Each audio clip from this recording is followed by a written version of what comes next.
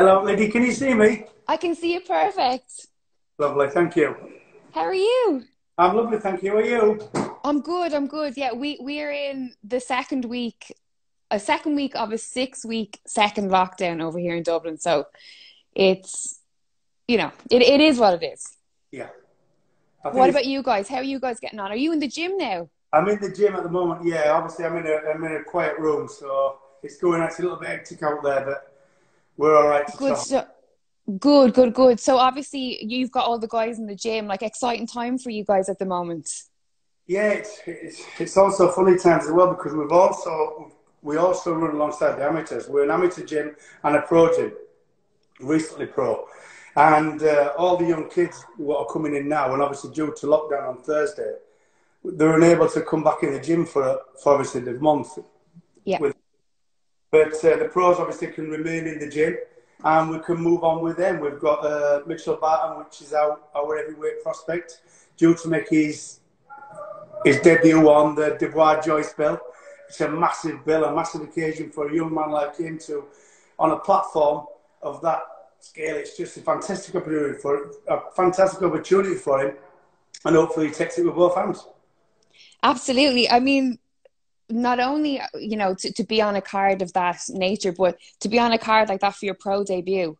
I mean, it's an exciting time. What's the buzz like in the gym? What happens? I mean, I'm gonna have Mitchell on. I haven't asked him yet, but hopefully he'll come on and do an interview. So we will talk to him about it. But Yeah. was it yourself that got the news? Were you the one that passed it over to him? Yeah, we passed it over to you, and I think anything like good news, especially like that, especially with what's going on within the world right now, a little Yeah. bit of is massive, and it seems to give the gym another boost. With George is flying at the moment. George is a really good prospect to George, a lovely kid, and it just seems like the gym's going from strength to strength, and it keeps endorsing our product all the time. That we keep doing the right thing, keep doing it, and we'll get there in the end. And we've got loads of fighters coming through, so it just proves to them that stay true to the sport, keep in the gym. If they're amateurs, it's unfortunate at this time, but the young pros that are coming through, which are going to follow on from Mitchell and George, there's so many of them. And I wouldn't just say it lightly just because they're ours, but there's some talented fighters going to come through in the next 12 months, which is really exciting for the gym. It really is. I mean, your gym, am I right in thinking it's been open since 2010, 2011? Was it that far back? I think it was 2012, I think it was. I think we've been open 8 years. 8 years or so, but we've just come from strength to strength. We go all over the world. We take our amateurs and we take them all over the world. We gain experience and we give them a foundation. And so many good fighters have come through the gym, because when you do a little bit of boxing like I've done in the past myself, you don't always know. There's never no guarantee that what you do and what you did do, how can you transfer it to young fighters and can you make them to super elite fighters? And touch with everything we've been doing throughout the amateurs and now the pros, it's working. So it's like a little bit of a feedback for us too. So yeah, we weren't going to change anytime soon what we're doing.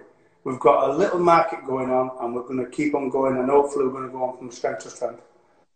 Well, obviously, as you've explained, you've the last couple of years you've been working away with the gym and Yeah. different things, and I know you've obviously been working hard. And there's probably been loads going on behind the scenes, but now it seems like the last couple of months, obviously with George and obviously with Mitchell as well, that it's sort of like this. Everyone's starting to pay attention. They're like, "Oh, Henry Wharton, what's going on at that gym?" So it seems like all your kind of hard work over the years now is starting to kind of come into fruition, I suppose. Yeah, definitely. I mean, like I said there, it's a good feedback for us, because if it was all lost, when you see some young kids and some kids we've got, I always say this about boxing: if you were able to give people the best of themselves, whether it goes on to win a world championship or they just get in the ring and have one fight, we can do that. In order for what we do with fighters, we'll give them the best chance and they'll go as far as they're going to go. There'll be no shortcomings with our fighters. We'll take them. We believe in our system that they will get to somewhere where they were never capable of. They'll get to the very best of them. And everybody can live with that. Mm-hmm. People live with that system. There'll be no shortcomings where they say, I could have maybe fought for a title, I could have done this, could have done that. No, we believe we will take them right to the very best. And that's confidence within ourselves, because we understand boxing, we understand how it works. Boxing's got a life, it lives.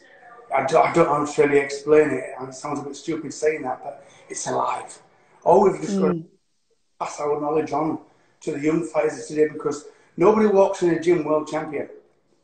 It's you know, you heard they often say, you know, there's a natural. No, they're not. They're not a natural, because they're not born to be a fighter. Nobody's born to be a fighter. It's the most unnatural act you could ever teach.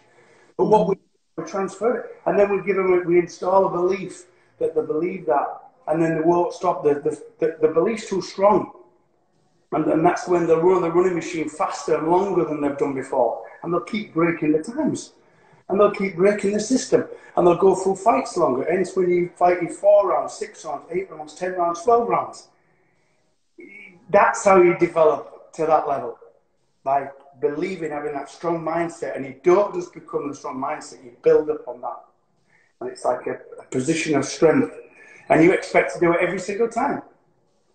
I mean, that passion, I suppose, that you display when you're talking about the kind of the development and the blueprint that I imagine is set in place, that has to come from your own background, Henry. Yeah, because it's difficult for me to explain, because I'm a very passionate person, Lydia. I think you can understand the way I come across. It's not my fault. It's maybe something I've built up within my life, because when I used to train, I don't really want to go on too much about myself, but when I used to train, I got to a position where I used to walk to the train station from York, 3 miles there, get on the train station, 25 mile on the train, and then 3 miles up the other side, and then come back every single night. But the coaches said to me, I said, when's it open for me? So they said, it's 3 nights a week, Monday, Wednesday, Friday. I said, right, what are you doing on Tuesday, Thursday? So they said, well, that's the seniors. I said, well, can I use them nights? So for about as long as I can remember, I went Monday, Tuesday, Wednesday, Thursday, Friday. And if there was any more days open, I would do it. I just went on a relentless, just put myself on a course, and I used to walk over the fields to go to the train station. And I got to a point where it was that much in the head that I said, I can't not do it. I'm going to do it, and I've got to do it. So it almost become like a passion, and it became a burning desire that I couldn't stop. And I now, because I'm a coach, and I believe I'm a teacher, and I love teaching. I don't just stand there watching them. I actually teach them. I go into the great detail of how boxing works. Like I said to you, it lives. Boxing lives. All they've got to do, these poor young people, they don't know about boxing. When they're coming to the gym environment, they want to learn. These young pros, these young ambitious pros, they want to learn. They want to take everything that you've got, and they want to steal from you. I'm prepared to give that. Because that's my feedback that I'm doing good. When I see somebody, a young man who has got very minimalistic in his style, and when I turn him, I turn around and I go, and people see him in 3 months and they go, my God, he's changed. He's molded into a position. That's what we do. So, I mean, you know, obviously you've spoke about world champions aren't born, right? And there's the work that has to go in. But can you see something? Are you able to spot something in the guys and the girls that come into your gym? Like, is there something that stands out, even at that young age, that lets you say to yourself, there's something special here?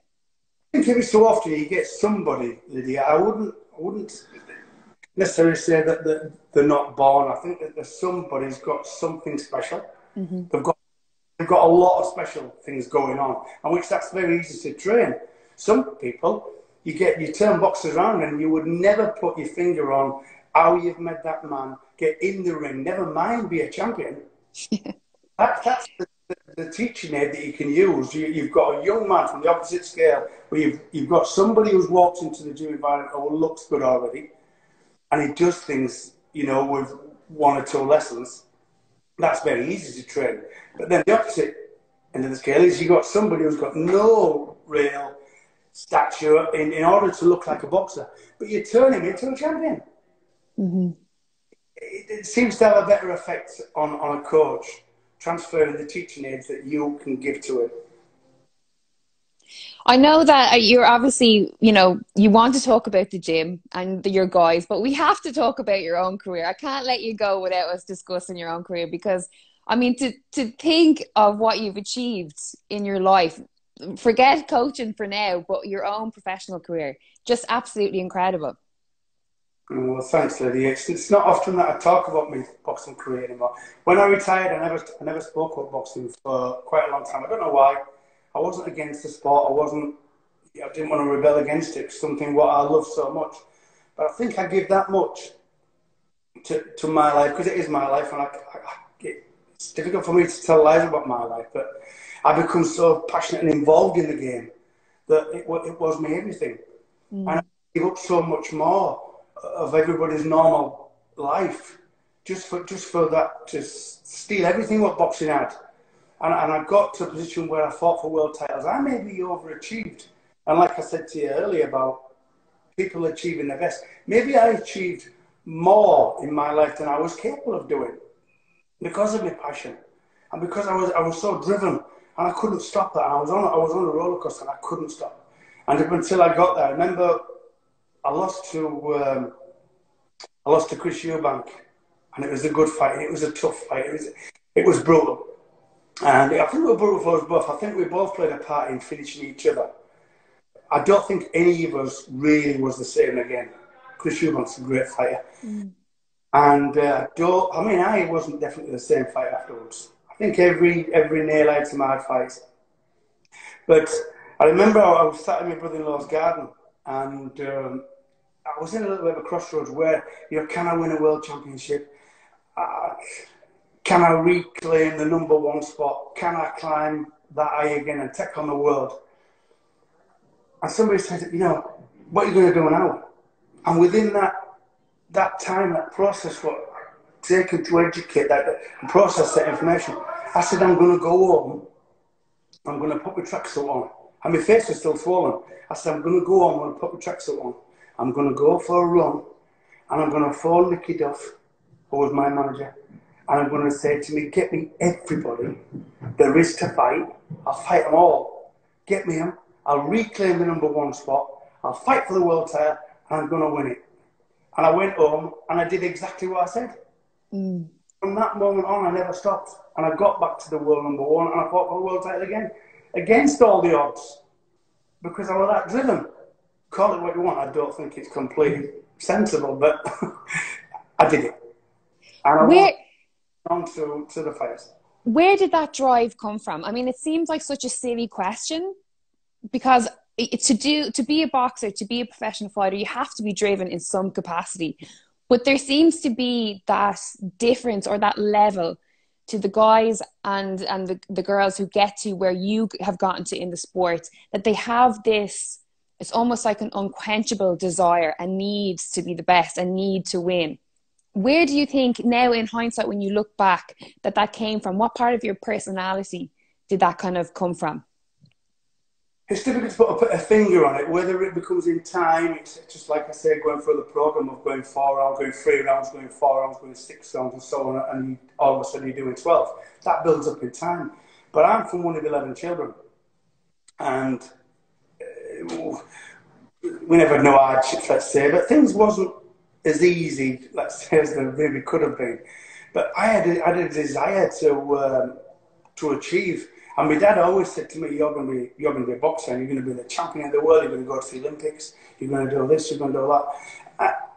Whether that was in there and it wouldn't stop, and I mushroomed and it mushroomed and it wouldn't stop, I don't know. But somewhere along the line, and then I had fights as amateur and I was winning and I was doing well. So everything that comes as a program, I was expected to always do well. Oh, well, you'll be all right, won't you? So I think things are... they're giving to you that often. You're giving yourself feedback by beating people you're not supposed to. And then when you're beating them, you've taken their crown and you go on. And you're expected to go on and achieve more. And it just builds up. And like I said, mushrooms. And nothing can stop that desire that you think you're going to win. Even in the world title fights that I wasn't quite winning. Even though you're only losing at that time. You never lost until the final bell. I still believe when I sat on stood in order to come up for the 12th round, I still believed I was going to win. And I never deny that, I take that away from me. I still believed I was going to win because I always thought, don't worry, I'll do it, I'll come through it. I'll find a way to win. I've done it in the past and I will find a way to win. That's a crazy thought. That's a thought when everything's going against you, you still find positives. What's the lie about that? That's a little bit of a mental attitude going on somewhere. But that's the way I think you've got to develop in order to become a fighter and take on the world's finest. When you look back, what moment was your proudest, or what was the moment where you kind of sat back and said, I can't believe I've done this? It's hard to put a finger on that one, really. I think winning the championships, I mean, I won British, Commonwealth and European championships. I never lost for any championship that I won. It's just unfortunately the World Championship eluded me. And I was proud of them all. I was proud of all them moments, even the losing fights. I was proud of them because, like I say about experiences, I used to take a lot on board. I was a lot of my own teacher. I don't want to discredit the coach in any shape or form because there was a part of my life. And I love them for the time we spent together. But I used to watch us analyse boxing in a way that I know it may be not advanced boxing knowledge, but I used to could mention, open the boxing news, and I could mention everybody in the top 10 in every weight division.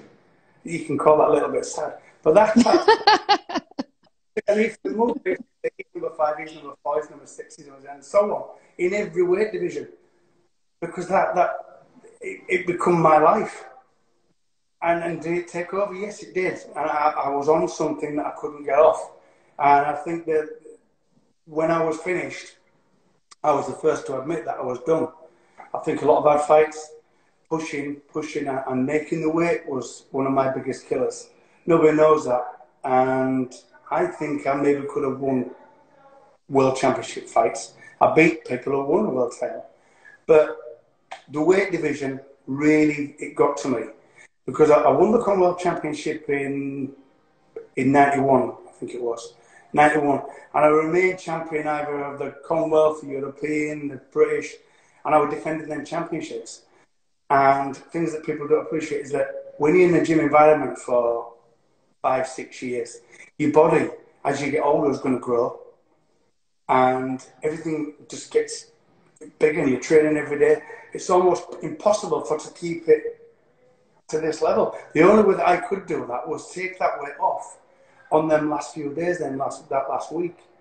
That, in order to do that at that level, you're just taking something from it. Do you need that fine edge to win a world champion? Yes, you do. Did I take the edge from me? Yes, I did. And I can pass that knowledge on now. And if I see fighters struggling for weight, I'll be the first one to say, listen, let's calculate it. You're taking too much from yourself in order to be maybe necessarily the bigger person, or you've been a champion for that weight for that long. Let's move to the next level. Let's have someone going in there. Let's give ourselves the best opportunity. And if you get beat like that, that's easier. Because none of us are against boxing. We all love the code of boxing. And I think boxing's what's good about boxing is because if you get beat fair, you'll embrace your opponent and you'll say, well done, and you'll mean that. Whereas if you're slightly being fair on yourself, you've either cheated through your programs or you've lost weight and you've taken something from yourself, you always hold that against yourself. And you're thinking, well, I got beat, but I know I wasn't right. I wasn't right. And we have to live with that. I have to live with maybe coming that close to Benn, knowing that I never got another opportunity. That should have been a natural rematch. Coming that close with Eubank when I lost all that weight. Coming that close to Reed when I lost all that weight. No harm to them. Great fighters. Not that I'd have beat them if I was at my best. And that's hard. That's hard for you to, because and I'm not bitter about my career, but it's still here. And it will never leave me. Can I go forward? Yeah. The way I go forward is teaching other fighters not to do that. Give themselves the best chance. How long did it take you to get to that point where you could even say, I'm going to pass on this knowledge, I'm going to, you know, start coaching. I'm going to look after the next generation. Because I know you were still quite young when you retired. I think you weren't even 30 yet. Is that right? Yeah, yeah. I think I finished when I was 28. I think I was 28, Wow. and which is young because obviously now they're going on all ages, 36, 37, and they're not old men. Yeah. But when I first come back, I mean, I never used to mention boxing. It wasn't any interest to me. Not that I hated the sport. I always loved it. I always used to watch it, but never really speak about my career. And it was just like that. Everything had gone, what I did and what I didn't do. But I was talking about boxing one time, and my son started going to an amateur boxing club, and they started showing me. And I never really showed them how to box because it wasn't of interest at the time. But they started showing me what they was doing and how they was being taught to box and how the stance and so on. And I thought, anyway, why do you do this? Why do you do that? And then that was it. I couldn't stop. It's the same as my life as a boxer. I got into it, and I only get my hunger, my urge is when I see fighters. I want them I see them when they get good, and then when they get good, I want them to get so much better. Mm. But I'm a teacher. I can't stop teaching. That's my passion, is to be a teacher. And if I didn't know what I was on about, I wouldn't teach them, because then that'd be wrong. That'd be so wrong, because I'd be teaching them, and I'd be teaching them something that I wasn't up on, or know. So I pride myself in taking them credits and teaching that young man and giving him a better opportunity to defend himself and go on and achieve great things in his life. How did you find the experience of being involved in some of the big fights? The media, the TV? Because when we look back, you know, when my age group look back on those nights, it almost seems like a movie. It's like, I don't think that we have, you know, if you look at, like, all your fights are on YouTube. I was watching them back today. And, you know, even from the commentary, Barry McGuigan, like Don King side of the ring, like all this kind of stuff is like, that stuff that for me is huge. Like, these are the people who, you know, like, you know, Don King and Frank Warren side ring talking about you, talking about Nigel Benn, talking about the fight, the bets going on. Well, who's the guy who does the bets again? The horse racing. Jim McClurrock, is it? Jim McClurrock? That's exactly, yeah. You know, him like doing the betting odds. It just seemed like it's so far kind of removed from where we are now. It's like you know, what would we say? It's like the nostalgia, I suppose, that goes around when you look back to those days. What was it like for you to be involved in that? I think it's a strange thing to explain, because unfortunately we miss it. Yeah. Always think, because of, like, I used to have a lot of following. A lot of them was my family, and I come from a big family, and I always had people who always used to go and watch me. I don't know the reason why, but I was a little bit of excited. I used to try to win by a knockout if I could, not discredit anybody, and it just seemed to mushroom, like I said, and I've got this great following. But unfortunately, I always used to find this a little bit real funny, because people just go, "Oh my God, anyway, we love going to watch you fight, because we all go out, we go to the pub before, and we'll have a few pints, and we'll see you in the event, and it's fantastic to see you coming out." I used to think, well, I'm never going to see that. Because obviously I'm thinking about, obviously, the fight ahead, my opponent, my strategy. So I'm stuck in my own little bubble. So they used to enjoy it, and I didn't. Do you ever think about your family and friends and fans that were at the shows? Like, would there be a moment in the preparation, in the dressing room, when you're hitting pads or when you're warming up, that you think about all these people that have come to see you? And I suppose, you know, was there a pressure to win, so that they went home really excited and happy, as opposed to being kind of deflated that you'd lost? Yeah, it's a real funny one, because I mean, there was an Ian with me, and that was the truth. And I'm not just saying that. They'll be a part of my life forever, for as long as my life goes on. I remember one particular fight. I was boxing Road Car for the Commonwealth Championship. It was in Leeds Town Hall, and Leeds Town Hall was absolutely packed. And I think it was on my 9th fight. And I was fighting for the Commonwealth Championship against a seasoned pro, somebody who'd fought for the World Championship before. He was big, he was strong. And it was maybe a little bit ahead of my time, really. And I'd come from like a good amateur background, and I was almost, and I had 2 years out with broken hands. I just somehow got the chance and got the opportunity, and I said, yeah, get me the fight, I'm in. And I knocked him out the ring, and I also broke my hand, and I had 4 stitches in my hand because my hand went through his teeth, through his gum shield and through his teeth. So I lost blood for 10 rounds. And I remember it's so hard for me because every time I sat down on my stool, I was thinking, I'm not going to get back up. I'm not going to get back up. And for some strange reason, I was getting back up. And I got back down and I was thinking, I'm not going to get back up. I got back down. And I remember in the 7th round, and the fight was in a poised position at the moment. It was always going to take over. And he looked like, to be fair, even though I was ahead after the first few rounds, looked like he was just slightly taking over. And he beat me up.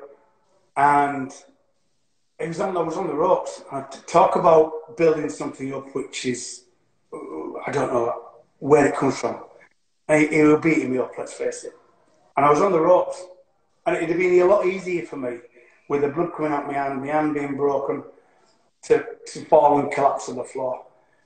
But then I gained the strength from somewhere, and I did say this. I was thinking, you think you've got me? You think you've got me? And I started shouting at him. And I said, come on. And I gained something else from me. It was almost like a defiance, like saying, what, you think you're going to get me now? And I gained strength from that, and I rallied. And I knocked him all over the other side of the ring, and I had no harm to him because he's a lovely man, and unfortunately we've lost him. And I knocked him down. And then from then on, I gained another strength, and I went on, and I've done better each round, and I've come out a winner. That defining fight in my life was one of the hardest fights I ever had in my entire life. Not only as hard, but as mentally draining, as physically exhausting. I don't think there's an harder fight in me. It is. I think I reached everything. Because we're losing the blood, my body was in shock. We're breaking my hand, my body was in shock. And I've had broken hand before, and we'll have to learn to deal with that and put that somewhere at the back of your mind. But with him punishing me like he was anyway, and with him being he was slightly ahead of me in strength, and he was older than me, and at that time of my career, for me to come through that defining fight, that gave me that much more, where I thought, I'm capable of so much more, because I've just done something I never believed I was ever capable of. That's fine. There's defining fights in your life, where you come from behind. And then when you do it, you come from behind and you win against all the odds. You'll always believe you can do it. Yeah. So you always say to yourself, don't worry about me, I'm all right, I'll come back. It's like a stupid mindset, but hey, do we need it? I think, yes, we do. Did that side of your personality, or that sort of the fighter, I suppose, within you, did that frighten you when you first realized that you had that ability? How did that sit with you? Did it ever, did you ever think, God, I can't believe that person almost exists inside me? Because to speak with you now, it's completely, totally different, so far removed from who you were in the ring. No, because I was never that way on the outside. I've always been quiet and shy and retired, let's say, and I am. That's my nature, and I can't change what I am. I only become a little bit more outgoing when I talk about boxing, because it's just something where I feel like I'm most confident, where I feel like I'm all right. You put me in another environment, I'm a little bit lost and unsure. But when I'm talking about boxing, it's somewhere where I feel a little bit safer, and I can answer the questions, and I'm involved because I understand it, and I've taken great pride in myself to understand boxing. And people who don't understand boxing, and I don't like always the fact, and I don't want to discredit anybody, but people who don't teach boxing, who just accept that, yeah, well, he'll get as good as that. I don't allow that to happen. Not in my life. I'm a go-getter. And I'm going to make them fighters, they're going to be the best from me. I'm going to give them everything.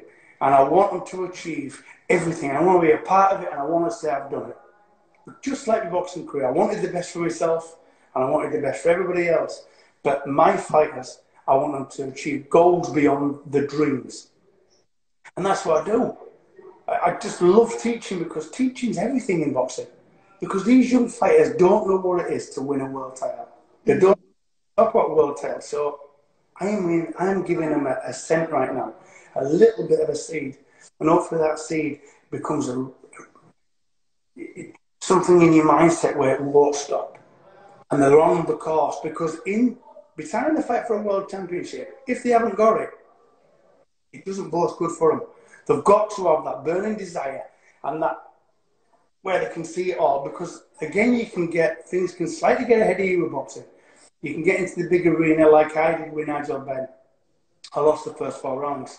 The occasion, let's say, got to me through maybe tactical errors, which we was put on by our manager and so on. But and everything, I was looking around and I was seeing things, and this is big. This is things got ahead of me.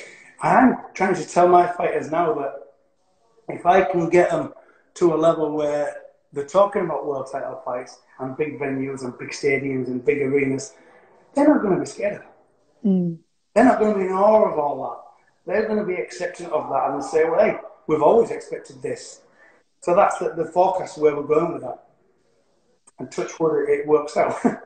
Absolutely. If you could bottle it, if someone asked you to bottle what it takes to be a world champion, to be at the top of the game, what are the ingredients that you need?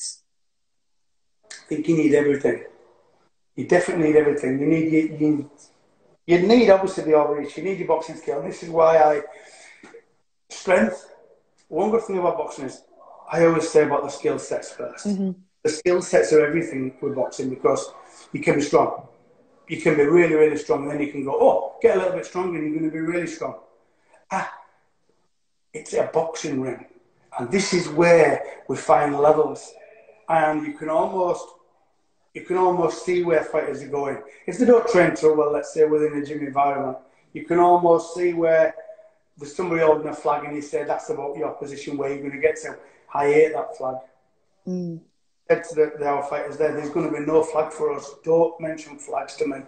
Keep going with that flag. Take that flag, because we are not going to stop. There won't be no shortcomings, because if you don't practice your skill sets and you're strong, you will find a level where you will be holding that flag. You've got to be ready, not for that position. You've got to be ready for that position. And it's got to be the best position. This is why the skill set, what we put the lads on, that's it for me. Because then you can, if you build a skill set and you build all them skills, then you can say, right, wait a minute, let's get stronger on that now. And let's build that, and let's do this, and let's do that. Then I think you've got a better chance. Brilliant. Well, while we were talking, everyone has an opportunity to send in a question for you. So I'm going to just check the question box very quickly, and we'll see what questions everyone wants to ask. This is from one of your guys. It's from Mitchell Barton. And he said, he's asked you, did you have any nicknames when you were boxing? Is he setting you up here? He said, my dad, he always called me, I can't go into too much detail, Lydia. Okay. A lovely person, but I can't go into too much detail. But my nickname was always Sweetbread, right? Okay. And that was my name, and that was it. And my dad used to call me it more than anybody else. But I can't go into detail. Okay, we'll leave it at that. That's for the next one. That's for the next one, right? We've got. Okay. This from Reese Morel, and he said, not a question as such, but I'm proud to train there. That gym is going to be massive in the next 5 years. So that is a very nice compliment from one of your guys. Yeah, that's lovely. And Reese was one of our very first. I mean, we don't forget, Reese come and help me when I was building the gym. And me and my wife, we took 12 months to build the gym and to do what we wanted to do, because it's massive. It's 10,000 square meters. It's on a massive scale. It was derelict. in all sorts of repeat.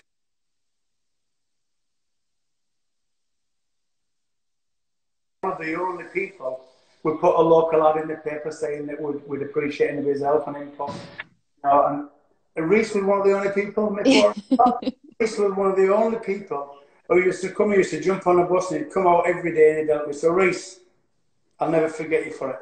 You always need someone like Reese at your gym, right?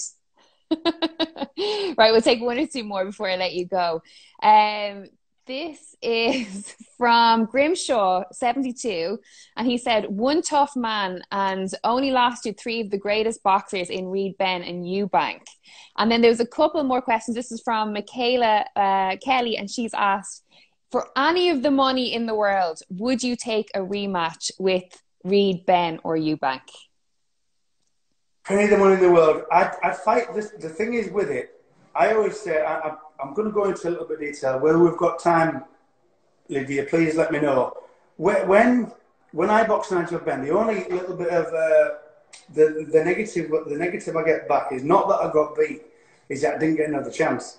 Because in normal circumstances, I was number 1 for Benn for maybe like, I think, a year and a half, nearly 18 months. And eventually my management company taken him to court and he paid $50,000, I think it was, for me to stand aside. And I just think that it was so close anyway. If we added up all the scores from all the scorecards of the judges, the last 8 rounds, take away the first 4, I won the last 8 rounds. Not every round, but I won the fight over the last 8 rounds. So me and Nigel Benn's last 8 rounds, I won.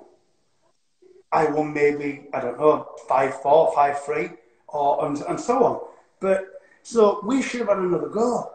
I should have had another go. I started a little bit late. I knocked him down in the 5th, and I was coming on strong towards the end. Now, obviously, people don't fight again. People don't fight each other. The natural fight should have been me and Benn again. And I love him. He's a gentleman, and I hold him close to me. But me and him should have fought, and we should have graced the ring again, and we should have found out.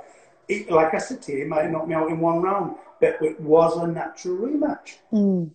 They'd been curious because they just said, well, wait a minute, that's Henry's first fight. He's only had 16 fights.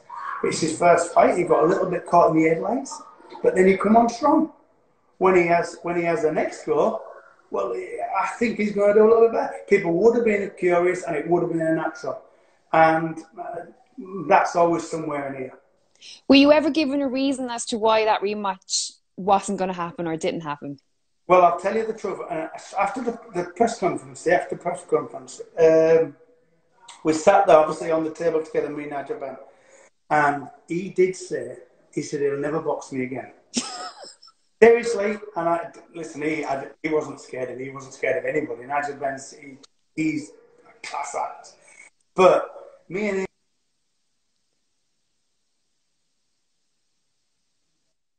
and I remember Ben going to hospital because he was urinating blood at the time, and so I should have had my go. And for some strange reason, we never boxed again, and things, our paths didn't ever cross again. And I'm a slightly bitter, yes, because I wanted another go. And did I get back to world number 1? Yes, I did. And nobody giving me a chance. And so you always feel like that, you know, you were just that far away. Maybe a little bit of fortune. I remember one time I defended a European Championship against a good fighter, one of the world finest. I boxed him, waiting for the World Championship because I was number 1, waiting for my slot to be available. I beat the guy in 4 rounds. On the strength of me beating him, the champion who was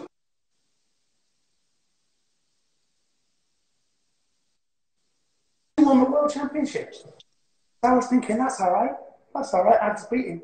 So I'll win the World Championship. I'll fight him.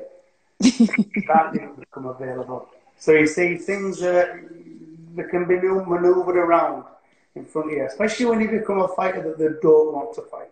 I was, maybe for how good I was or for how bad I was also in that category where I wasn't needed too well. People didn't like fighting me. Yeah. Because maybe I was a little bit of a threat. And I did that one.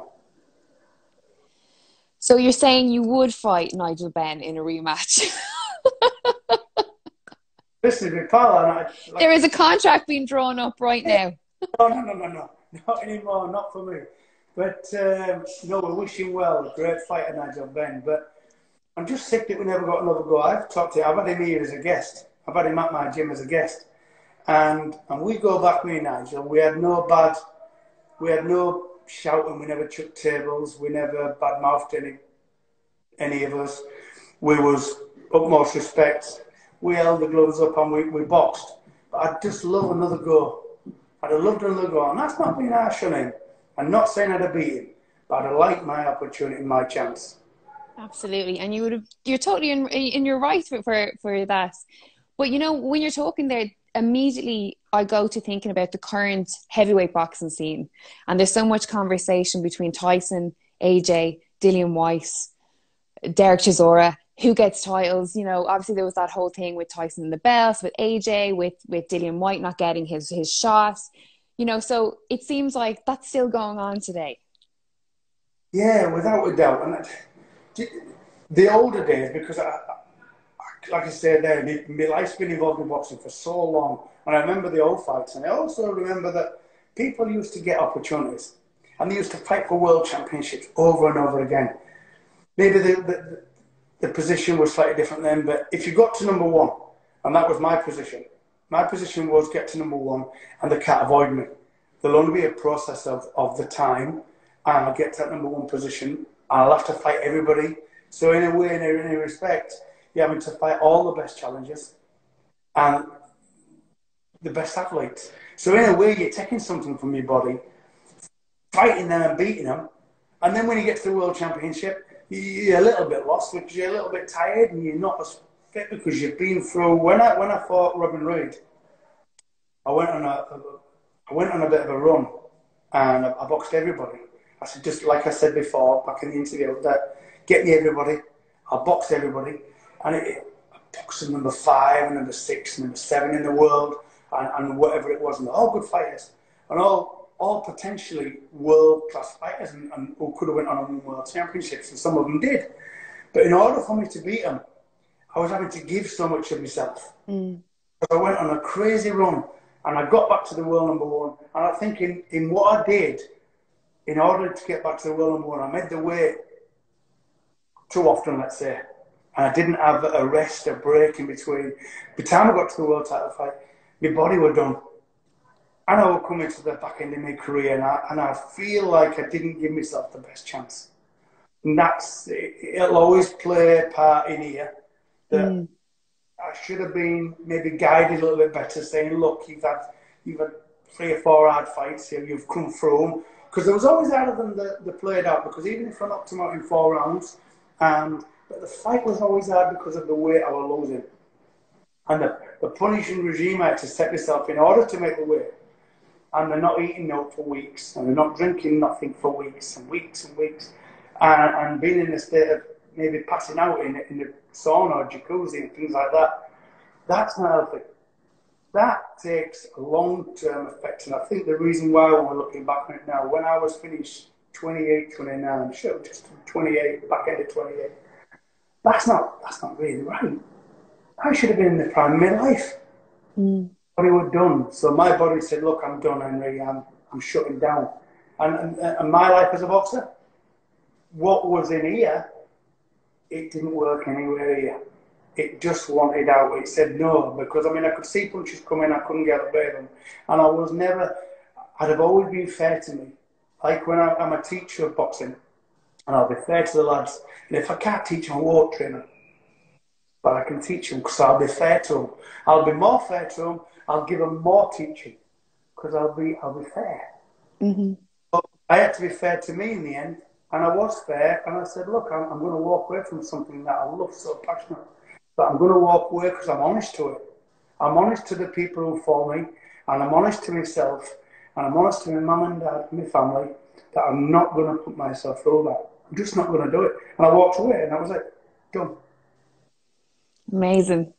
Such a story. I mean, one would say you should write a book, but I already know you have. So you should write another one. Yeah, well, with this place, I hopefully will do. But we keep going, Lydia. I don't know why. I think that boxing is not for a short time. Mm. People push it to one side, and like I did for a while, and you're prepared to put it away for a while, but it's always there. I don't know why it's there. Maybe because you get so caught up in it. The strain's so strong.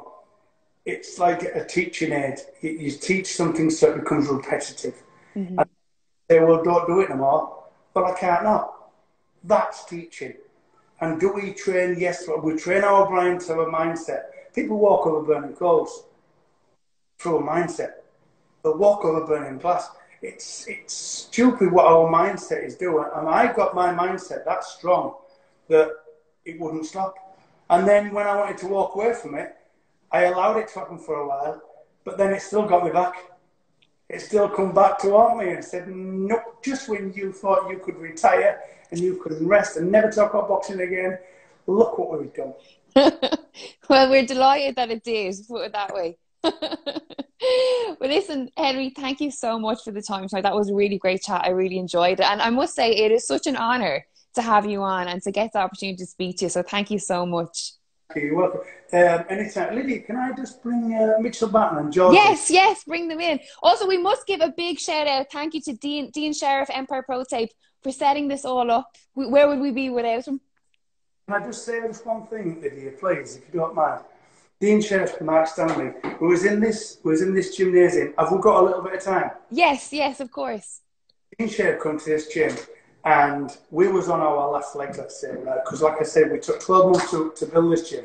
Have left. Oh, please get them. You've talked too long and gone through. They're gone. Sorry. So, local lad saying that we'd appreciate companies to come forward and maybe help the position and maybe supply materials. And Mr. Sheriff, Dean, come forward, and he come forward. And from that moment when he walked in that door, I said, he's got wings. Mm. He's got wings. He's been sent to us. And I'll never forget him. I'll never, ever forget him.